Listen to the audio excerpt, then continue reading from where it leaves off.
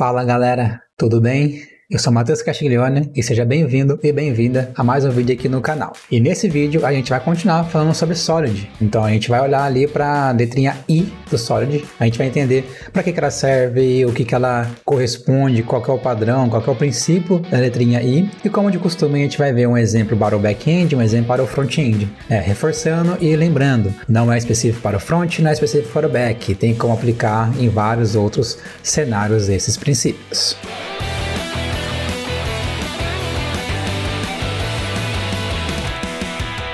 Aqui na minha máquina eu vou começar abrindo no nosso WinSCAL que a gente tinha lá anotado. Então, o que quer dizer o princípio I, né? Ele é Interface Segregation Principle, que é o princípio de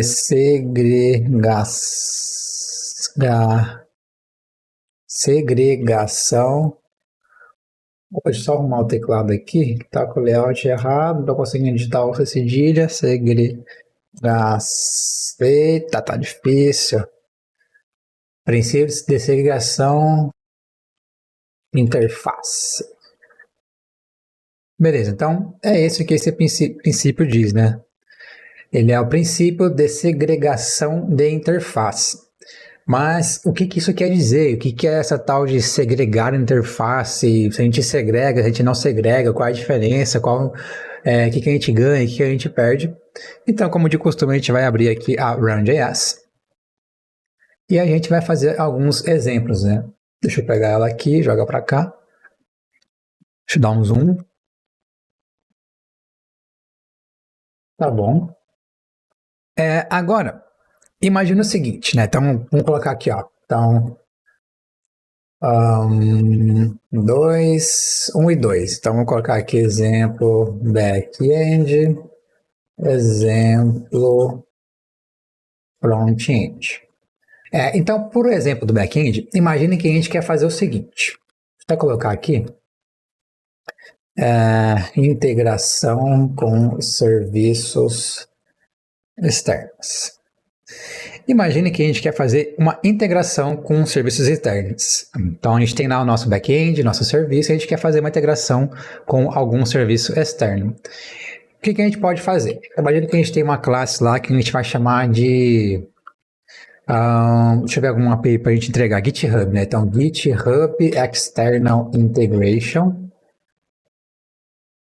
E para essa integração, a gente vai ter uma função aqui, public request info, por exemplo. Ele vai retornar nada por enquanto. O que a gente faria aqui? A gente iria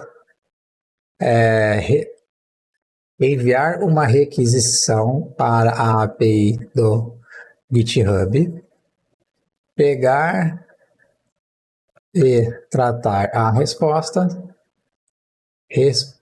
eu automaticamente fico escrevendo em inglês já, pegar e tratar a resposta, e a gente ia aplicar nossa regra baseada na resposta. Então, mais ou menos isso que a gente queria fazer. Agora, imagine que a gente tem uma outra integração. A gente vai ter aqui, sei lá, vamos ter uma integração com, deixa eu ver alguma API, uma outra API GitHub, que mais que tem API externa também? Weather, alguma API de clima. Então, Weather, External Integration, mesma coisa. Public Request Info, vamos colocar aqui, não vai retornar nada por enquanto. O que a gente vai fazer? Mesma coisa que está aqui, ó. Até copiar, vou colar. Porém, imagina também que a gente tem uma outra integração aqui agora com o GitLab. Então, GitLab External Integration. Eu vou copiar isso aqui para facilitar. E eu vou colar aqui. Então, uma coisa que já ficou clara, né, é que todas essas integrações, essas classes de integrações, elas têm o mesmo contrato, né? Então, a gente tem uma API que a gente vai requisitar informações, e essa API vai tratar e vai retornar as nossas informações. Se tiver que aplicar alguma regra de fazer um depara, fazer alguma transformação, pegando um pouco de princípio aí de anti-corruption layer, a gente poderia fazer. Mas agora, qual que é o ponto, né? Então vamos criar uma interface aqui, que a gente vai chamar de External Integration, que ela vai ter esse request info, e não vai retornar nada por enquanto. E a gente vai em todas as nossas integrações e vai implementar essa interface. Beleza. Beleza. E estamos lá. Agora, imagine que a gente tem uma situação. Para fazer integração com o GitHub e com o GitLab, a gente precisa fazer uma autenticação. Então, só um exemplo, tá? Então, public auth, authentication. E a gente vem aqui também no GitHub e precisaria dessa autenticação. Aí, o que a gente pode pensar em fazer? Pô, legal, vamos na nossa interface e vamos colocar o contrato, né? Então, todo mundo tem que implementar esse contrato de autenticação. Só que qual que é o problema? O serviço de integração de clima, ele não precisa de autenticação. É uma coisa que, às vezes, comumente a gente vai fazer, é simplesmente implementar esse método e, às vezes, deixa ele vazio, ou coloca um return null, ou coloca qualquer coisa que seja, mas a gente vai ter que vir aqui implementar ele para o compilador não ficar dando erro, porque tem um método não sendo implementado na nossa interface.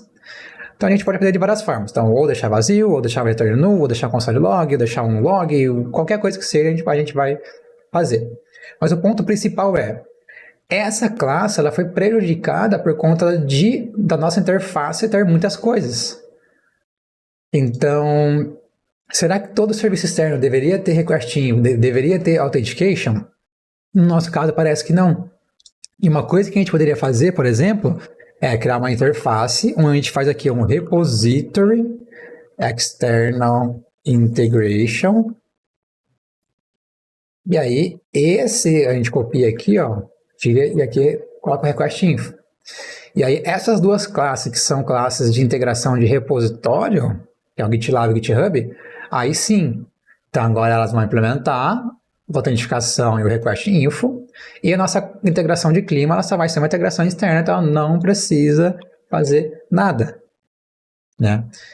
Então, basicamente, é esse que fala esse princípio de segregação, é você segregar suas interfaces. Então, crie interfaces que tenham semântica, crie interfaces que sejam coesas, que tenham coerência, né? Então, não saia criando uma interface por causa de...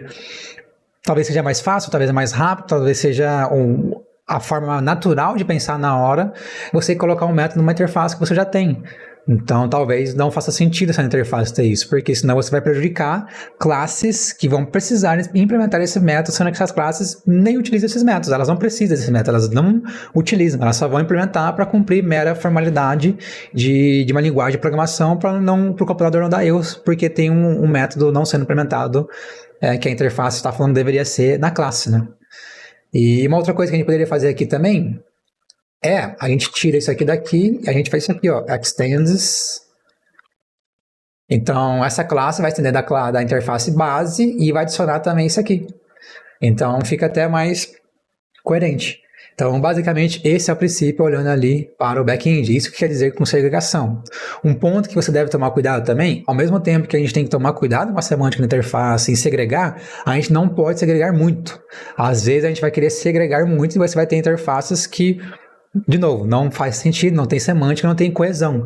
Então, da mesma forma que a gente pode ter uma interface que muitas coisas, essas funções, esses métodos sendo implementados só para cumprir formalidades da linguagem de programação, a gente também pode ter interfaces muito segregadas, muito pequenas, com várias funções que talvez não faça sentido também. Então, é um ponto muito importante para a gente tomar cuidado. E agora o exemplo no front-end, basicamente vai ser muito parecido, vai ser quase a mesma coisa. Então, por exemplo, segregação de componentes, né? Imagine que você tem lá um componente button. Deixa eu retornar o null aqui por enquanto. Agora imagine que esse button a gente vai ter umas propriedades dele, né? Então type, button props. E aí a gente vai ter várias propriedades aqui, né? Então, se ele está disabled, vai ser um boolean. Se ele está ativo, sei lá, que vai ser um boolean. Ele vai ter onClick, que vai ser uma função. ele vai ter um role, que pode ser uma string, ele vai ter um area label, que vai ser uma string, ele vai ter um type, que vai ser uma string, um ID também. Ele pode ter um round, que vai ser um boolean, para falar se o botão deve ser redondo ou não. Ele vai ter uma propriedade block, para falar se o botão ele vai ter que ficar ocupando a largura da linha inteira ou não. Então, assim, imagina que vai ter várias coisinhas que você pode fazer lá o react.fc, button props. Beleza, então a gente tem essa interface. Agora imagina que a gente quer derivar esse botão e criar vários outros botões, né? A gente quer, por exemplo, criar lá um button solid, por exemplo, que vai ter lá algumas regras. A gente quer criar também um button card, sei lá, vai ser um botão para um card. A gente quer ter lá um button...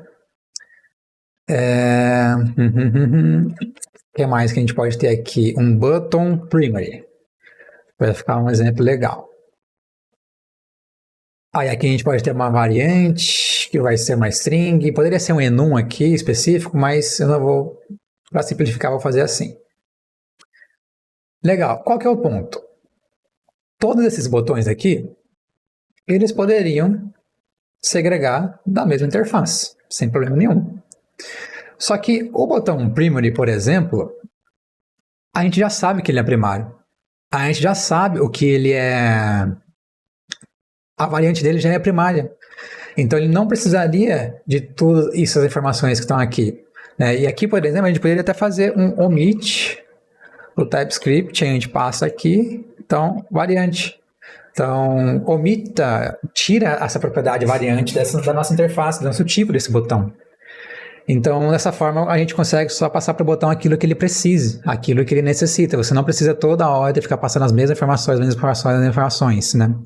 Então, o exemplo back-end que eu consegui pensar aqui agora seria isso, sabe? Em termos de componente. Então, os componentes de vocês, eles têm que ter semântica, eles têm que ter coesão. Da mesma forma que a interface tem que ter uma semântica, uma coesão, né? De fato, um contrato que faça sentido para a proposta da interface, o botão também. O botão ele tem que ter um contrato que faça sentido para o botão. Então, às vezes você vai ficar passando uma propriedade que está como obrigatória, você passa uma string vazia, às vezes você passa um nulo, às vezes você passa uma função. Isso aqui é muito comum, eu já vi várias vezes. Ó, um clique, você vai passar uma função, você coloca assim, ó, null, né? Porque essa função está obrigatória. Então, você vai passar esse tipo de situações para que quando o botão chama a função, nada seja executado, mas o botão também não quebre, né? Porque se você chamar uma função do botão aqui, você passar um undefined, vai tentar invocar uma função de alguma coisa que é undefined, vai dar erro.